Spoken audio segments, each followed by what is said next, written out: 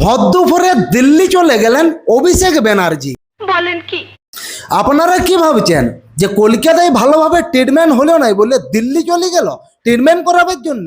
আরে না না, দিল্লিতে গেল বৈঠক করার জন্য।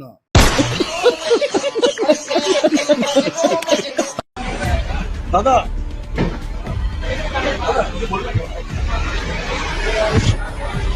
যাওয়ার কথা ছিল রবিবার, তার বদলে তড়িঘড়ি শনিবারে দিল্লি রওনা হলেন অভিষেক বন্দ্যোপাধ্যায়। সোমবার দিল্লিতে বিজেপি বিরোধী জোট ইন্ডিয়ার বৈঠক রয়েছে। সেই বৈঠকে মমতা বন্দ্যোপাধ্যায় এবং অভিষেকের যোগ দেওয়ার পূর্ব নির্ধারিত ছিল। ঠিক ছিল রবিবার দুজনে দিল্লি যাবেন, কিন্তু পরিকল্পনা পাল্টে শনিবারে একাই দিল্লি গেলেন অভিষেক। তৃণমূল সূত্রের খবর, মমতার নির্দেশেই দিল্লি যাত্রা একদিন এগিয়ে এনেছেন অভিষেক।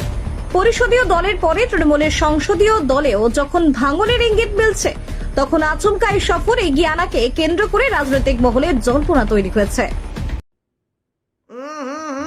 राजा जी अपनी शक्तियों का पूरा इस्तेमाल कर रहे हो। ভাইপো যে দিল্লি গেল পিসির পরামর্শে, কারণ ভাইপোর যাওয়ার কোথায় ছিল রবিবারে, গেল শনিবারে কিনা এনডিএর সাথে বৈঠকে বসার জন্য। পিসি আর ভাইপো এনডিএর সঙ্গে আগে অনেকবারই বৈঠকে বসেছে, কাজের কাজ কিচ্ছু হয়নি, শুধু অষ্টরম্ভা। এই যে ভাইপো আজকেই দিল্লি পালিয়ে গেল, এইটা পাবলিকের কাছে সিম্পেথি নেওয়ার চেষ্টা করছে যে এনডিএর সাথে বৈঠক করার জন্য ভাইপো গেছে। অ্যাকচুয়ালি বৈঠক নয়, রেস্ট করার জন্য গেছে। কারণ আমাদের পশ্চিমবঙ্গের মানুষ ভাইপোকে যেভাবে ডিম থেরাপি দিল, তাই ভাইপোর রেস্টের একান্তই প্রয়োজন ছিল। তো বন্ধুরা, ভিডিওটা আপনাদের কেমন লাগলো অবশ্যই কমেন্টে জানান। আর যারা যারা আমাদের এই ফেসবুক পেজে নতুন ভিজিট করেছেন, অবশ্যই পেজটিকে ফলো করুন আর ভিডিওটিকে একটি লাইক করুন।